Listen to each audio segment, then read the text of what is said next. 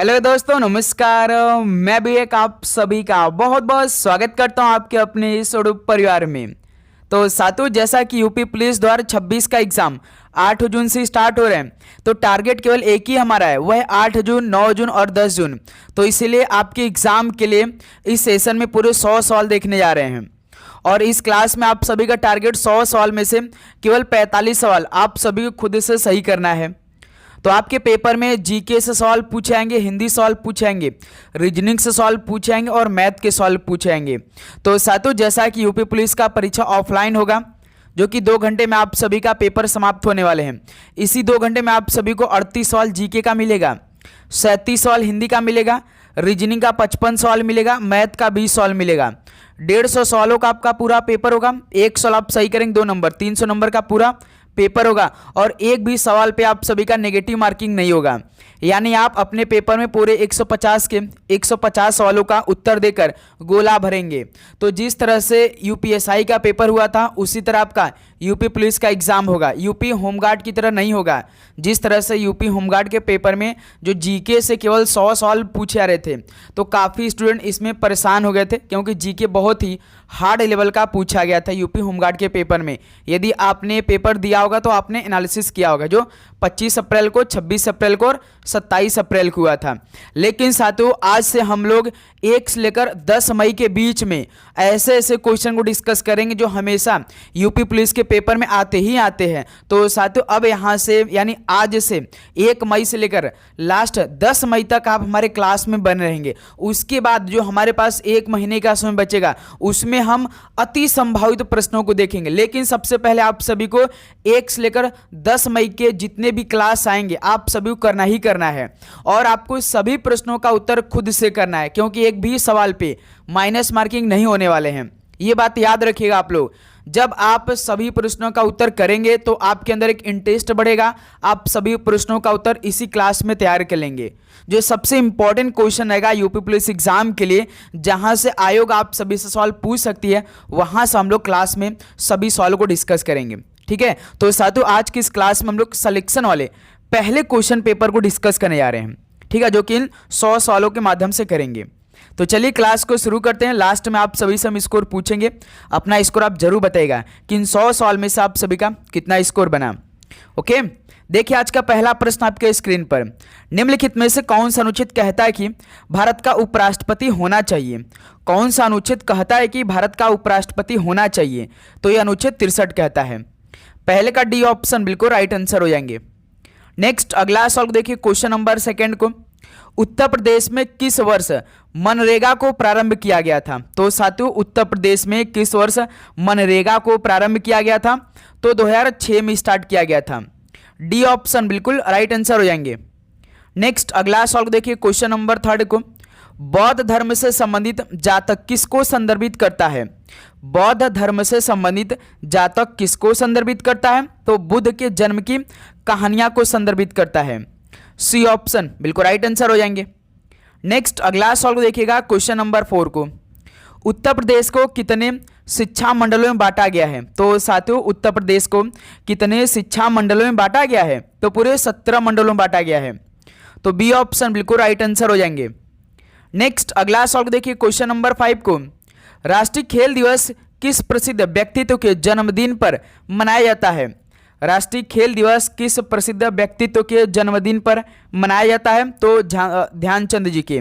तो C option बिल्कुल right answer हो जाएंगे। अगला सवाल देखिएगा, क्वेश्चन नंबर 6 को। किसको अक्सर पश्चिमी सभ्यता का इनक्यूबेटर कहा जाता है? तो साथियों, किस सागर को अक्सर पश्चिमी सभ्यता का इनक्यूबेटर कहा जाता है?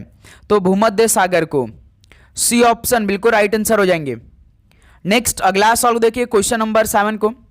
भारत में केंद्र सरकार की आय के स्रोतों को संविधान की किस अनुसूची में उल्लेखित किया गया है? तो साथियों, भारत में केंद्र सरकार की आय के स्रोतों को संविधान की किस अनुसूची में उल्लेखित किया गया है? तो 7वीं अनुसूची में उल्लेखित किया गया है। बी ऑप्शन बिल्कुल राइट आंसर हो जाएंगे। ओके, अगला सवाल देखिए, क्वेश्चन नंबर 8 का राइट आंसर क्या बनेगा? राज्य लोक सेवा आयोग के अध्यक्ष और अन्य सदस्यों की नियुक्ति कौन करता है? राज्य लोक सेवा आयोग के अध्यक्ष और अन्य सदस्यों की नियुक्ति कौन करता है? तो राज्य के राज्यपाल करता है। तो डी ऑप्शन बिल्कुल राइट आंसर हो जाएंगे। नेक्स्ट अगला सॉल्व देखिए क्वेश्चन नंबर 9 को। वर्ष 1887 में इलाहाबाद विश्वविद्यालय की स्थापना किसने की थी? तो साथियों वर्ष 1887 में इलाहाबाद विश्वविद्यालय की स्थापना किसने की थी? तो सर विलियम मूर ने किया था। सी ऑप्शन बिल्कुल राइट आंसर हो जाएंगे। नेक्स्ट अगला सॉल्व देखिए क्वेश्चन नंबर 10 को। गति का पहला नियम और समय के बीच संबंध प्रदान करता है। तो साथियों गति का जो पहला नियम है समय और किसके बीच ये संबंध प्रदान करता है? तो वेग और समय के बीच संबंध प्रदान करता है जो गति का पहला नियम है। तो ऑप्शन है बिल्कुल राइट आंसर हो जाएंगे। नेक्स्ट अगला सॉल्व देखिए। और आगे बढ़ने से पहले तो साथियों यदि आप सभी को सिलेक्शन लेना है तो भाई पहले तो ये 10 टेस्ट सीरीज का PDF अपने पास मंगाकर अपनी तैयारी अच्छे से कर लीजिए आप लोग, क्योंकि इस 10 टेस्ट सीरीज में आप सभी को पूरे 1500 नए क्वेश्चन मिलने वाले हैं। इसके अलावा हम आप सभी को GK, UP GK, Hindi, math, reasoning और करंट अफेयर के मोस्ट इंपॉर्टेंट क्वेश्चन प्रोवाइड करेंगे। ठीक है, आप जानते हैं किसी भी एग्जाम को आपको क्रैक करना होता है तो टेस्ट बहुत अहम होता है उस एग्जाम के लिए। तो आपको यूपी पुलिस एग्जाम निकालना है तो भाई ये 10 टेस्ट सीरीज का पूरे एक सेट में आपको 150 सवाल मिलेंगे। तो खुद से आप सभी को सॉल्व करना है, तैयार करना है। ओके, तो ये PDF आपको कैसे मिलेगा? तो नीचे देखिए PDF के लिए व्हाट्सएप करें इस नंबर पे। ठीक है, इस नंबर पे आप सभी को व्हाट्सएप मैसेज करके ये PDF अपने पास मंगा लेना है। तो इसके लिए आपको 50 रुपीज़ पे करना होगा। इसके लिए मात्र भाई 50 रुपीज़ में ये सभी क्वेश्चन आपके पास होगा। ठीक है, चलिए नेक्स्ट अगला सॉल्व देखिए क्वेश्चन नंबर 11 को। पश्मीना शॉल कहाँ से आती है? तो साथियों पश्मीना शॉल ये कहाँ से आती है? तो जम्मू और कश्मीर से आती है। डी ऑप्शन राइट आंसर हो जाएंगे। नेक्स्ट अगला सॉल्व देखिए क्वेश्चन नंबर 12 को। क्षेत्रफल की दृष्टि से इनमें से सबसे बड़ा महाद्वीप कौन सा है? क्षेत्रफल की दृष्टि से सबसे बड़ा महाद्वीप इनमें से कौन सा है? तो आप से बताएंगे तो एशिया महाद्वीप है। बी ऑप्शन राइट आंसर हो जाएंगे। अगला सॉल्व देखिए क्वेश्चन नंबर 13 को। व्यापारी और बुनकरों के बीच व्यवस्था का वर्णन करने के लिए किस शब्द का प्रयोग किया जाता है? व्यापारी और बुनकरों के बीच व्यवस्था का वर्णन करने के लिए किस शब्द का प्रयोग किया जाता है? तो दादन व्यवस्था प्रणाली शब्द का प्रयोग किया जाता है। सी ऑप्शन बिल्कुल राइट आंसर हो जाएंगे। अगला सॉल्व देखिए क्वेश्चन नंबर 14 को। जैविक हथियारों पर समझौता कन्वेंशन किस वर्ष में लागू किया गया था? तो साथियों जैविक हथियारों पर समझौता कन्वेंशन किस वर्ष में लागू किया गया था? तो 1975 में। सी ऑप्शन बिल्कुल राइट आंसर हो जाएंगे। नेक्स्ट अगला सॉल्व देखिए क्वेश्चन नंबर 15 को। उत्तर प्रदेश में संपूर्णानंद संस्कृत विश्वविद्यालय कहाँ स्थित है? उत्तर प्रदेश में संपूर्णानंद संस्कृत विश्वविद्यालय ये कहाँ पर स्थित है? तो ये वाराणसी जिले में स्थित है। डी ऑप्शन बिल्कुल राइट आंसर हो जाएंगे। ओके भाई, आप चैनल पे नए हैं तो चैनल को सब्सक्राइब करने के बाद नोटिफिकेशन को ऑन कर लीजिए भाई आप लोग, क्योंकि भाई ये क्लास आपके पूरे एग्जाम तक चलने वाली, एक भी दिन का गैप नहीं होगा। एक दिन में लगभग 2 से 3 क्लास आप सभी के बीच आएगी। ठीक है, बेंगलुरु में भारतीय विज्ञान संस्थान की स्थापना किसने की थी? बेंगलुरु में भारतीय विज्ञान संस्थान की स्थापना किसने किया था? तो जमशेदजी टाटा ने किया था। तो बी ऑप्शन बिल्कुल राइट आंसर हो जाएंगे। नेक्स्ट अगला सॉल्व देखिए क्वेश्चन नंबर 17 को। भारत का निम्नतम बिंदु कौन सा है? तो साथियों भारत का निम्नतम बिंदु कौन सा है? तो कुटनाड है। बी ऑप्शन बिल्कुल राइट आंसर हो जाएंगे। अगला सॉल्व देखिए क्वेश्चन नंबर 18 को। भरतनाट्यम दक्षिणी भारत के किस राज्य का शास्त्रीय नृत्य है? तो साथियों भरतनाट्यम दक्षिणी भारत के किस राज्य का ये शास्त्रीय नृत्य है? तो तमिलनाडु का है। ऑप्शन बिल्कुल राइट आंसर हो जाएंगे। नेक्स्ट अगला सॉल्व देखिए क्वेश्चन नंबर 19 को। पराबैंगनी बी किरण को अवशोषित करने वाली ओजोन परत किस वायुमंडलीय स्तर में स्थित है? तो साथियों पराबैंगनी बी किरण को अवशोषित करने वाली ओजोन परत किस वायुमंडलीय स्तर में स्थित है? तो ये समताप मंडल में स्थित है, जो कि सी ऑप्शन बिल्कुल राइट आंसर हो जाएंगे। नेक्स्ट अगला सॉल्व देखिए क्वेश्चन नंबर 20 को। नेताजी सुभाष चंद्र बोस ने 1943 में आजाद भारत की सरकार गठन की घोषणा कहाँ की थी? नेताजी सुभाष चंद्र बोस ने 1943 में आजाद भारत की सरकार के गठन की घोषणा कहाँ से की थी? कहाँ की यानी कहाँ की थी? तो भाई सिंगापुर में। ऑप्शन बिल्कुल राइट आंसर हो जाएंगे। नेक्स्ट अगला सॉल्व देखिए क्वेश्चन नंबर 21 को। व्यक्तिगत सत्याग्रह आंदोलन का पहला सत्याग्रही कौन था? व्यक्तिगत सत्याग्रह आंदोलन का पहला सत्याग्रही कौन था? उसका नाम क्या था? तो विनोबा भावे जी थे। सी ऑप्शन राइट आंसर हो जाएंगे। नेक्स्ट अगला सॉल्व देखिए क्वेश्चन नंबर 22 को। भारत की सबसे तेज ट्रेन किसको नई दिल्ली और झांसी के बीच 1988 में शुरू किया गया था? तो भारत की सबसे तेज ट्रेन शताब्दी एक्सप्रेस को नई दिल्ली और झांसी के बीच 1988 में शुरू किया गया था। ऑप्शन है बिल्कुल राइट आंसर हो जाएंगे। नेक्स्ट अगला सॉल्व देखिए क्वेश्चन नंबर 23 को। निम्नलिखित में से कौन राइट टू रिकॉल से सशक्त है? तो साथियों राइट टू रिकॉल से सशक्त कौन है इनमें? तो नागरिक है। ऑप्शन है बिल्कुल राइट आंसर हो जाएंगे। नेक्स्ट अगला सॉल्व देखिए क्वेश्चन नंबर 24 को। भारतीय विश्वविद्यालय अधिनियम 1904 को जब पारित किया गया था इनमें से कौन भारत का वायसराय था? तो साथियों भारतीय विश्वविद्यालय अधिनियम 1904 को जब पारित किया गया तो उस समय भारत का वायसराय कौन था? तो उसमें लॉर्ड कर्जन थे। डी ऑप्शन बिल्कुल राइट आंसर हो जाएंगे। तो साथियों 1 मई से लेकर यानी आज से 10 मई तक हम आपको सारे क्वेश्चन करवाने वाले हैं मेरे दोस्त। हर एक टाइप का क्वेश्चन करवाएंगे, बस आपको डेली क्लास में बने रहना है बहुत ही शानदार तरीके से। ओके, सूर्य की चमकीली बाह्य परत को जाना जाता है, सूर्य की चमकीली बाह्य परत को जाना जाता है तो किस स्फीयर से जाना जाता है? तो फोटोस्फीयर के नाम से। ऑप्शन है बिल्कुल राइट आंसर हो जाएंगे। अगला सॉल्व देखिए क्वेश्चन नंबर 26 को। पौधों को नाइट्रेट आयनों की आवश्यकता क्यों होती है? पौधों को नाइट्रेट आयनों की आवश्यकता क्यों होती है? प्रोटीन तैयार करने के लिए होती है। ऑप्शन बिल्कुल राइट आंसर हो जाएंगे। नेक्स्ट अगला सॉल्व देखिए क्वेश्चन नंबर 27 को। पुरी के जगन्नाथ मंदिर में किन 3 देवताओं की मूर्तियां स्थापित है? तो साथियों पुरी के जगन्नाथ मंदिर में किन 3 देवताओं की मूर्तियां स्थापित है? तो एक तो जगन्नाथ जी की है, बलभद्र की और सुभद्रा जी की। तो सी ऑप्शन राइट आंसर हो जाएंगे। ओके, और आप सभी प्रश्नों का उत्तर साथ में करते हुए आगे बढ़ेंगे भाई, और लास्ट में स्कोर आप सभी से पूछेंगे निम्नलिखित में से क्या रेडियो एक्टिव क्षय का एक प्रकार नहीं है? क्या रेडियो एक्टिव क्षय का एक प्रकार इनमें से नहीं है? तो डेल्टा क्षय नहीं है। बी ऑप्शन बिल्कुल राइट आंसर हो जाएंगे। नेक्स्ट अगला सॉल्व देखिए क्वेश्चन नंबर 29 को। प्रथम राष्ट्रीय खनिज नीति घोषणा किस वर्ष में की गई थी? प्रथम राष्ट्रीय खनिज नीति घोषणा किस वर्ष में की गई थी? तो 1993 में। सी ऑप्शन राइट आंसर हो जाएंगे। अगला सॉल्व देखिए क्वेश्चन नंबर 30 को। तंजावुर और चिदम्बरम में भव्य शिव मंदिरों का निर्माण किसने करवाया था? तंजावुर और चिदम्बरम में भव्य शिव मंदिरों का निर्माण किसने करवाया था? तो चोल ने करवाए थे भाई।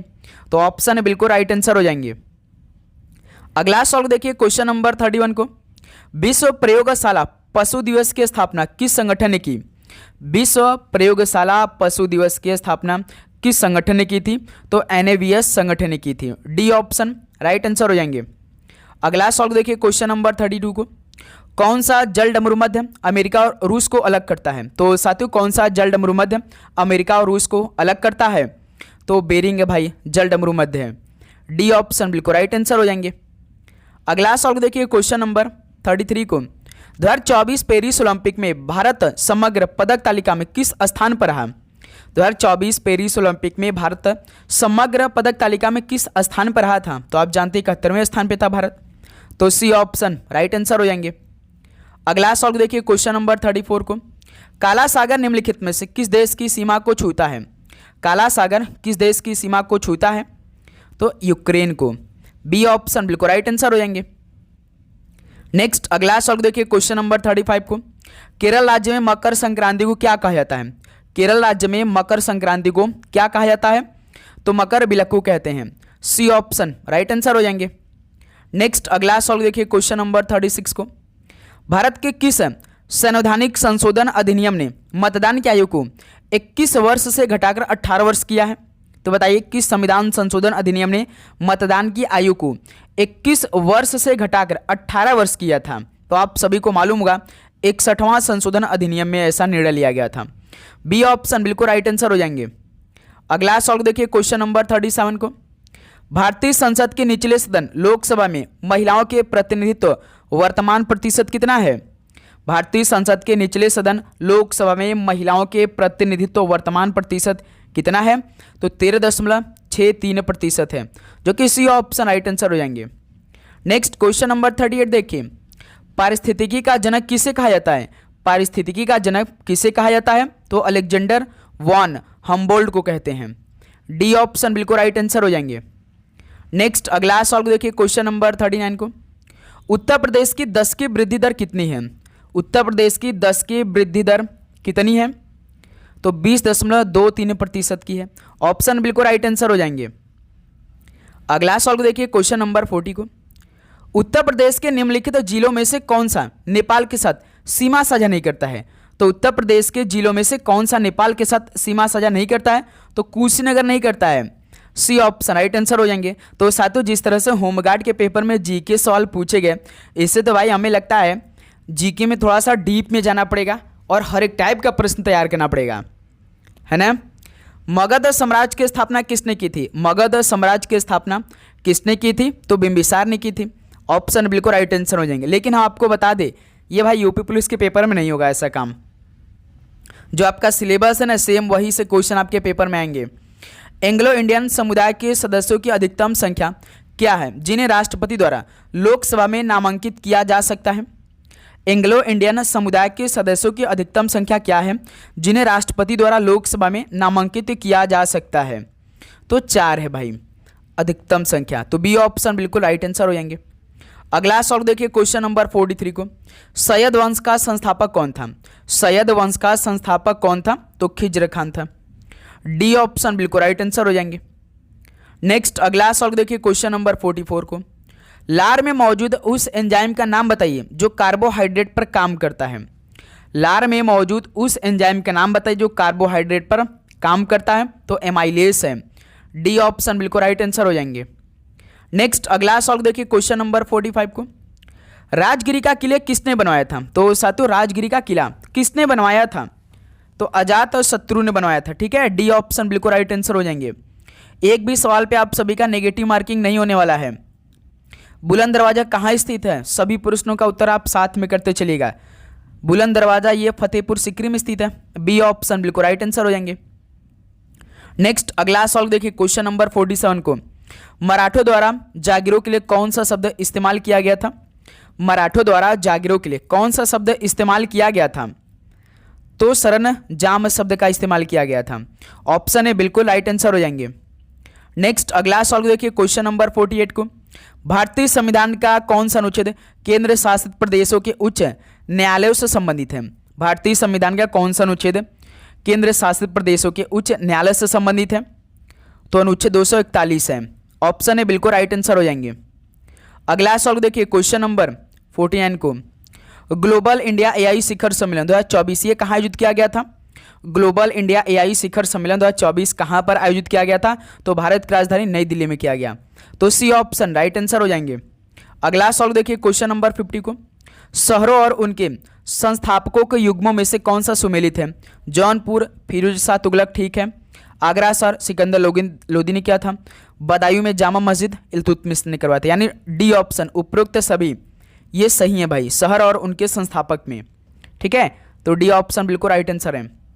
नेक्स्ट अगला सॉल्व देखिए क्वेश्चन नंबर 51 को। उत्तर प्रदेश का मलिहाबाद प्रसिद्ध है किसके लिए? उत्तर प्रदेश का जो मलिहाबाद है वो किसके लिए प्रसिद्ध है? तो दशहरी आम के लिए प्रसिद्ध है। डी ऑप्शन बिल्कुल राइट आंसर हो जाएंगे। अगला सॉल्व देखिए क्वेश्चन नंबर 52 को। उष्णकटिबंधीय कांटेदार वन सामान्यतः उत्तर प्रदेश राज्य के किस भाग में पाए जाते हैं? उष्णकटिबंधीय कांटेदार वन सामान्यतः उत्तर प्रदेश राज्य के किस भाग में पाए जाते हैं? तो दक्षिण पश्चिमी क्षेत्र में पाए जाते हैं। बी ऑप्शन बिल्कुल राइट आंसर हो जाएंगे। अगला सॉल्व देखिए क्वेश्चन नंबर 53 को। उस विधि की पहचान करें जिसका उपयोग कार्बनिक यौगिकों को शुद्ध करने के लिए नहीं किया जाता है। उस विधि की पहचान करें जिसका उपयोग कार्बनिक यौगिकों को शुद्ध करने के लिए नहीं किया जाता है। तो अवसादन का। डी ऑप्शन बिल्कुल राइट आंसर हो जाएंगे। ओके, अगला सॉल्व देखिए क्वेश्चन नंबर 54 को। धौलावीरा यूनेस्को की विश्व विरासत सूची में शामिल होने वाला किस नंबर के भारतीय स्थल है? धौलावीरा यूनेस्को की विश्व विरासत सूची में शामिल होने वाला ये 40वां भारतीय स्थल है। तो सी ऑप्शन राइट आंसर हो जाएंगे। नेक्स्ट अगला सॉल्व देखिए क्वेश्चन नंबर 55 को। भारत की संसद द्वारा मातृत्व लाभ अधिनियम किस वर्ष अधिनियमित किया गया था? भारत की संसद द्वारा मातृत्व लाभ अधिनियम किस वर्ष अधिनियमित किया गया था? तो 1961 में। डी ऑप्शन राइट आंसर हो जाएंगे। ओके, नेक्स्ट क्वेश्चन नंबर 56 देखिए। नाटो का मुख्यालय कहाँ स्थित है? नाटो का मुख्यालय तो ब्रुसेल्स में स्थित है। सी ऑप्शन राइट आंसर हो जाएंगे। तो साथियों, आप क्लास पे नए हैं तो भाई क्लास को लाइक जरूर करिएगा और अपने दोस्तों में सेशन को शेयर भी जरूर करिएगा भाई। ओके, क्योंकि आपको हर एक टाइप का क्लास मिलेगा, क्योंकि आपका एक लाइक और एक सब्सक्राइब हमें मोटिवेट करेगा भाई कि हम आपके लिए 1 मई से लेकर 10 मई तक जो आएगा पूरा क्वेश्चन पहले तो करा दें। ठीक है, निम्नलिखित में से कौन सा मौद्रिक नीति का प्रत्यक्ष साधन है? तो साथियों कौन सा मौद्रिक नीति का प्रत्यक्ष साधन है सभी बताएंगे। तो CRR है, डी ऑप्शन बिल्कुल राइट आंसर हो जाएंगे। अगला सवाल देखिए क्वेश्चन नंबर 58 को, प्राचीन शहर चंपा को ये महाजनपद की राजधानी माना जाता है। तो प्राचीन शहर चंपा को तो ये अंग महाजनपद की राजधानी माना जाता है। तो सी ऑप्शन बिल्कुल राइट आंसर हो जाएंगे। नेक्स्ट अगला सवाल देखिए क्वेश्चन नंबर 59 को, राजा हर्षवर्धन ने किसमें ज्ञान का एक विशाल केंद्र स्थापित किया जिसे भद्र बिहार कहा जाता था? राजा हर्षवर्धन ने कन्नौज में ज्ञान का एक विशाल केंद्र स्थापित किया जिसे भद्र बिहार कहा जाता था। तो सी ऑप्शन राइट आंसर हो जाएंगे। अगला सवाल देखिए क्वेश्चन नंबर 60 को, उत्तर प्रदेश राज्य में राष्ट्रपति शासन को कितनी बार लगाया जाता है? तो साथियों उत्तर प्रदेश राज्य में राष्ट्रपति शासन को कितनी बार लगाया जाता है? तो 10 बार लगाया जाता है। डी ऑप्शन राइट आंसर हो जाएंगे। नेक्स्ट अगला सवाल देखिए क्वेश्चन नंबर 61 को, जिला योजना समिति गठन का उल्लेख भारत के संविधान के किस अनुच्छेद में किया गया है? जिला योजना समिति गठन का उल्लेख भारत के संविधान के किस अनुच्छेद में किया गया है? तो अनुच्छेद 243 ZD में किया गया है। तो ऑप्शन ए बिल्कुल राइट आंसर हो जाएंगे। नेक्स्ट अगला सवाल देखिए क्वेश्चन नंबर 62 को, आल्प्स पर्वत किस प्रकार के पर्वत हैं? तो साथियों आल्प्स पर्वत किस प्रकार के पर्वत हैं? तो ये वलित प्रकार के पर्वत हैं। बी ऑप्शन राइट आंसर हो जाएंगे। नेक्स्ट अगला सवाल देखिए क्वेश्चन नंबर 63 को, भारतीय संसद की सबसे बड़ी समिति कौन सी है? भारतीय संसद की सबसे बड़ी समिति कौन सी है? तो प्राक्कलन समिति है। बी ऑप्शन राइट आंसर हो जाएंगे। ओके, अगला सवाल देखिए क्वेश्चन नंबर 64 को, पद्म भूषण किशोरी अमोनकर निम्नलिखित में से किस घराने से संबंधित है? पद्म भूषण किशोरी अमोनकर ये किस घराने से संबंधित है? तो ये जयपुर अतरौली घराने से संबंधित है। डी ऑप्शन राइट आंसर हो जाएंगे। अगला सवाल देखिए क्वेश्चन नंबर 65 को, निम्न में से कौन सा मध्य प्रदेश का सबसे बड़ा राष्ट्रीय उद्यान है? तो साथियों मध्य प्रदेश का सबसे बड़ा राष्ट्रीय उद्यान कौन सा है? तो कान्हा राष्ट्रीय उद्यान है। डी ऑप्शन राइट आंसर हो जाएंगे। अगला सवाल देखिए क्वेश्चन नंबर 66 को, दक्षिण भारत के मालाबार क्षेत्र में किस वर्ष में मोपला विद्रोह हुआ था? दक्षिण भारत के मालाबार क्षेत्र में किस वर्ष में मोपला विद्रोह हुआ था? तो वर्ष 1921 में मोपला विद्रोह हुआ था। सी ऑप्शन राइट आंसर हो जाएंगे। नेक्स्ट अगला सवाल देखिए क्वेश्चन नंबर 67 को, भारतीय टी बोर्ड का प्रधान कार्यालय कहाँ स्थित है? साथियों भारतीय टी बोर्ड का प्रधान कार्यालय कहाँ स्थित है? तो ये कोलकाता में स्थित है। सी ऑप्शन राइट आंसर हो जाएंगे। अंतिम स्कोर पूछेंगे जरूर बताइएगा। अगला देखिए 68 को, अजंता के चित्र किस धर्म से संबंधित है? अजंता के चित्र किस धर्म से संबंधित है? तो ये बौद्ध धर्म से संबंधित है। सी ऑप्शन राइट आंसर हो जाएंगे। नेक्स्ट अगला सवाल देखिए क्वेश्चन नंबर 69 को, क्षेत्रीय अंतर सरकारी संगठन एशियन में सदस्य राष्ट्रों की संख्या कितनी है? क्षेत्रीय अंतर सरकारी संगठन जो एशियन जिसे आप लोग आसियान के नाम से जानते हैं, इसमें सदस्य राष्ट्रों की संख्या कितनी है? तो पूरे 11 हैं। डी ऑप्शन राइट आंसर हो जाएंगे। ओके, अगला सवाल देखिए क्वेश्चन नंबर 70 को, हिंदू कैलेंडर के अनुसार दिवाली निम्नलिखित में से किस महीने में आती है? हिंदू कैलेंडर के अनुसार दिवाली किस महीने में आती है? तो कार्तिक के महीने में आती है। डी ऑप्शन राइट आंसर हो जाएंगे। अगला सवाल देखिए क्वेश्चन नंबर 71 को, संयुक्त राष्ट्र विकास कार्यक्रम UNDP की स्थापना कब की गई थी? संयुक्त राष्ट्र विकास कार्यक्रम की स्थापना कब की गई थी? तो 1965 में। बी ऑप्शन राइट आंसर हो जाएंगे। अगला सवाल देखिए क्वेश्चन नंबर 72 को, ढांग किस नृत्य का प्रमुख वाद्य है? साथियों ढांग किस नृत्य का ये प्रमुख वाद्य है? तो ये काठी का है। डी ऑप्शन बिल्कुल राइट आंसर हो जाएंगे। नेक्स्ट अगला सवाल देखिए क्वेश्चन नंबर 73 को, महाबलीपुरम का सौर मंदिर जो अपनी शैल कर्तित वास्तुकला के लिए उल्लेखनीय है किस राजा के शासनकाल के दौरान बनाया गया था? महाबलीपुरम का सौर मंदिर जो अपनी शैल कर्तित वास्तुकला के लिए उल्लेखनीय है तो किस राजा के शासनकाल के दौरान बनाया गया था? तो ये नरसिंह वर्मन द्वितीय जो कि राज सिम्हा के शासनकाल के दौरान बनाया गया था। सी ऑप्शन राइट आंसर हो जाएंगे। अगला सवाल देखिए क्वेश्चन नंबर 74 को, राष्ट्रीय राजमार्गो 1A लेह को कश्मीर घाटी से किस दर्रे द्वारा जोड़ता है? राष्ट्रीय राजमार्ग पहले ए लेह को कश्मीर घाटी से किस दर्रे द्वारा जोड़ता है? तो जोजिला दर्रे से जोड़ता है। बी ऑप्शन बिल्कुल राइट आंसर हो जाएंगे। नेक्स्ट अगला सवाल देखिए क्वेश्चन नंबर 75 को, निम्नलिखित में से किस उपकरण का उपयोग समुद्र की गहराई को मापने के लिए किया जाता है? आप सभी बताएंगे भाई, किस उपकरण का उपयोग समुद्र की गहराई को मापने के लिए किया जाता है? तो फेटोमीटर का। सी ऑप्शन राइट आंसर हो जाएंगे।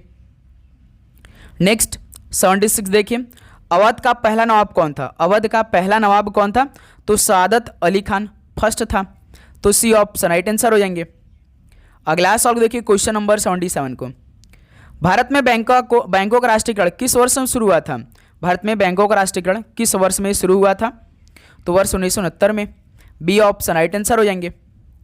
अगला सवाल देखिए क्वेश्चन नंबर 78 को, रोजगार का प्रतिष्ठित सिद्धांत किससे संबंधित है? रोजगार का प्रतिष्ठित सिद्धांत किससे संबंधित है? तो पूर्ण रोजगार से संबंधित है। बी ऑप्शन राइट आंसर हो जाएंगे। नेक्स्ट अगला सवाल देखिए क्वेश्चन नंबर 79 को, अकबर का मकबरा निम्नलिखित में से किस स्थान पर स्थित है? अकबर का मकबरा किस स्थान पर स्थित है? तो ये सिकंदरा में स्थित है। बी ऑप्शन राइट आंसर हो जाएंगे। नेक्स्ट अगला सवाल देखिए क्वेश्चन नंबर 80 को, भारत में न्यायपालिका का कार्यपालिका से पृथक्करण किसके द्वारा किया जाता है? भारत में न्यायपालिका कार्यपालिका से पृथक्करण किसके द्वारा किया जाता है? तो राज्य की नीति के निदेशक तत्व द्वारा किया जाता है। तो बी ऑप्शन बिल्कुल राइट आंसर हो जाएंगे। ओके, नेक्स्ट अगला सवाल देखिए क्वेश्चन नंबर 81 को, भारत में किसी राज्य की पहली महिला डीजीपी कौन थी? तो साथियों भारत में किसी राज्य की पहली महिला डीजीपी कौन बनी थी? तो कंचन चौधरी भट्टाचार्य बनी थी। डी ऑप्शन बिल्कुल राइट आंसर हो जाएंगे। अगला सवाल देखिए क्वेश्चन नंबर 82 को, निम्न में से कौन से राज्य से कुचिपुड़ी नृत्य की शुरुआत हुई? कौन से राज्य से कुचिपुड़ी नृत्य की शुरुआत हुई थी? तो आंध्र प्रदेश राज्य से। बी ऑप्शन बिल्कुल राइट आंसर हो जाएंगे। नेक्स्ट अगला सवाल देखिए क्वेश्चन नंबर 83 को, केलुचरण महापात्र निम्न में से किस श्रेणी के नृत्य के प्रतिपादक थे? केलुचरण महापात्र किस श्रेणी के नृत्य के प्रतिपादक थे? तो उड़ीसी के थे। डी ऑप्शन बिल्कुल राइट आंसर हो जाएंगे। अगला सवाल देखिए क्वेश्चन नंबर 84 को, पश्चिम से पूर्व की ओर महाजनपदों का सही क्रम क्या है? पश्चिम से पूर्व की ओर महाजनपदों का सही क्रम क्या है? तो अवंती है, चेदी है, वत्स है, मगध है, अंग, ये सही क्रम है, ध्यान रखिएगा। तो सी ऑप्शन बिल्कुल राइट आंसर हो जाएंगे। नेक्स्ट अगला सवाल देखिए क्वेश्चन नंबर 85 को, वह स्तनपायी जो अंडे देता है उसे क्या बोलते हैं? वह स्तनपायी जो अंडे देता है तो बत्तख, bill, platypus. D option right answer हो जाएंगे। नेक्स्ट अगला सवाल देखिए 86 को, तो निम्नलिखित में से कौन जनसंख्या वृद्धि घटक नहीं है? तो साथियों जनसंख्या वृद्धि का घटक कौन सा नहीं है? तो लिंगानुपात नहीं है। डी ऑप्शन बिल्कुल राइट आंसर हो जाएंगे। अगला सवाल देखिए क्वेश्चन नंबर 87 को, भारतीय राष्ट्रीय कांग्रेस के संस्थापक कौन थे? तो भारतीय राष्ट्रीय कांग्रेस का संस्थापक कौन थे जो कि 1885 में हुआ था ना भाई? बताएंगे आप सभी लोग। तो ए.ओ. ह्यूम थे। सी ऑप्शन राइट आंसर हो जाएंगे। नेक्स्ट अगला सवाल देखिए 88 को, भारत में निम्नलिखित में से कौन सा त्यौहार बसंत ऋतु के आगमन का स्वागत करने के लिए मनाया जाता है? तो साथियों भारत में कौन सा त्यौहार बसंत ऋतु के आगमन का स्वागत करने के लिए मनाया जाता है? तो होली भाई। डी ऑप्शन बिल्कुल राइट आंसर हो जाएंगे। नेक्स्ट अगला सवाल देखिए क्वेश्चन नंबर 89 को, बाल एवं किशोर श्रम निषेध एवं विनियमन अधिनियम किस वर्ष लागू हुआ? बाल एवं किशोर श्रम निषेध एवं विनियमन अधिनियम किस वर्ष लागू हुआ था? तो दोस्त मेरे 1986 में लागू हुआ। तो ऑप्शन बिल्कुल राइट आंसर हो जाएंगे। अगला सवाल देखिए क्वेश्चन नंबर 90 को, डीजल इंजन कहाँ बनाए जाते हैं? डीजल इंजन कहाँ बनाए जाते हैं? तो वाराणसी जिले में बनाए जाते हैं। सी ऑप्शन राइट आंसर हो जाएंगे। अगला सवाल देखिए क्वेश्चन नंबर 91 को, जनगणना 2011 के अनुसार उत्तर प्रदेश की साक्षरता दर क्या है? जनगणना 2011 के अनुसार उत्तर प्रदेश की साक्षरता दर कितनी है? 67.7% है। तो सी ऑप्शन राइट आंसर हो जाएंगे। नेक्स्ट अगला सवाल देखिए 92 को, भारत में निर्देशात्मक योजना को यह किस पंचवर्षीय योजना के दौरान अपनाया गया था? भारत में निर्देशात्मक योजना को किस पंचवर्षीय योजना के दौरान अपनाया गया था? तो 8वीं पंचवर्षीय योजना के दौरान अपनाया गया था। तो सी ऑप्शन राइट आंसर हो जाएंगे। अगला सवाल देखिए क्वेश्चन नंबर 93 को, निम्नलिखित में से किस संशोधन द्वारा मौलिक कर्तव्यों को संविधान में जोड़ा गया? किस संशोधन द्वारा मौलिक कर्तव्यों को संविधान में जोड़ा गया था? तो 42वां संशोधन के तहत। ऑप्शन ए बिल्कुल राइट आंसर हो जाएंगे। अगला सवाल देखिए क्वेश्चन नंबर 94 को, एक ध्वनि तरंग की प्रबलता किसके द्वारा निर्धारित की जाती है? एक ध्वनि तरंग की प्रबलता किसके द्वारा निर्धारित की जाती है? तो आयाम के द्वारा। बी ऑप्शन राइट आंसर हो जाएंगे। अगला सवाल देखिए क्वेश्चन नंबर 95 को। निम्नलिखित में से कौन सा जापान द्वीप समूह का सबसे बड़ा द्वीप है? जापान द्वीप समूह का सबसे बड़ा द्वीप कौन सा है? तो होन्शु है। ऑप्शन ए राइट आंसर हो जाएंगे। अगला सवाल देखिए क्वेश्चन नंबर 96 को। निम्नलिखित में से तुगलकाबाद शहर किसने बनवाया था? तुगलकाबाद शहर किसने बनवाया था? तो गियासुद्दीन तुगलक ने बनवाया। डी ऑप्शन राइट आंसर हो जाएंगे। अगला सवाल देखिए क्वेश्चन नंबर 97 को। चीन ने तिब्बत पर आक्रमण कब किया? चीन ने तिब्बत पर कब आक्रमण किया था? तो 1950 में। डी ऑप्शन राइट आंसर हो जाएंगे। ओके। अगला सवाल देखिए क्वेश्चन नंबर 98 को। सत्रिया नृत्य का संबंध किस राज्य से है? सत्रिया नृत्य का संबंध किस राज्य से भाई? तो असम राज्य से है। ऑप्शन बी बिल्कुल राइट आंसर हो जाएंगे। अगला सवाल देखिए क्वेश्चन नंबर 99 को। मध्य प्रदेश में कितनी जनसंख्या पर ग्राम पंचायत का गठन किया जाता है? तो साथियों मध्य प्रदेश में कितनी जनसंख्या पर ग्राम पंचायत का गठन किया जाता है? तो पूरे 1000 पर। ऑप्शन बिल्कुल राइट आंसर हो जाएंगे। ओके चलिए भाई लास्ट 100वां सवाल देखिए इस क्लास का। कोशिका में ऊर्जा उत्पादन का सक्रिय स्थान कौन सा है? कोशिका में ऊर्जा उत्पादन का सक्रिय स्थान कौन सा है? तो सूत्रकणिका है।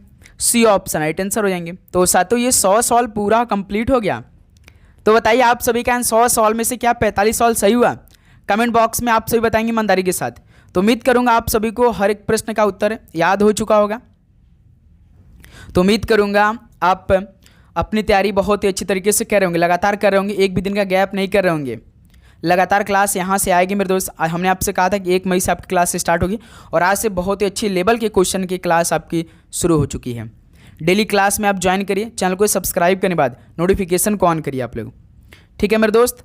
तो चलिए इस क्लास को यहीं पर समाप्त कर लेते हैं। मिलते हैं एक और नए क्लास के साथ। तो आप सभी को जय हिंद जय भारत। पढ़ाई करते रहिए। All the very best. धन्यवाद।